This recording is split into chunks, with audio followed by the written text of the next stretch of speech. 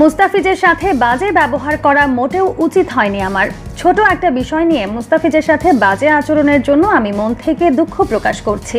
এবার মুস্তাফিজের কাছে ক্ষমা চাইলেন রবীন্দ্র জাদেজা। গতকাল চেন্নাই যখন বোলিং করছিল তখন অপ্রত্যাশিত একটি ঘটনা ঘটে যায়।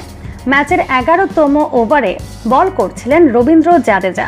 সে ওভারে 1-4-1-6 খাওয়ার পর চতুর্থ বলটি কাট করে দেয় ব্যাটসম্যান লোকেশ রাহুল।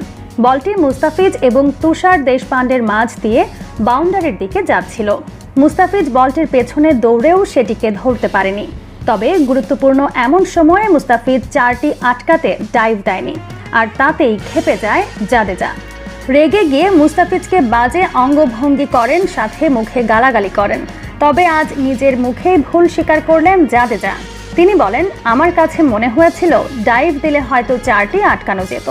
তবে ম্যাচের হাইলাইটস দেখে আমি বুঝতে পেরেছিলাম বলটি আসলে অনেকটা দূরে ছিল। ডাইভ দিলেও হয়তো ধরা যেত না।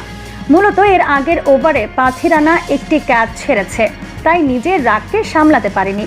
তবে আমি মন থেকে দুঃখ প্রকাশ করছি। একজন ক্রিকেটার হিসেবে এরকম ব্যবহার করা মোটেও উচিত হয়নি। ভুল আমার ছিল, আমি অযথা ফিজের সাথে বাজে ব্যবহার করেছি। আমি মন থেকে তার কাছে ক্ষমা চাইছি।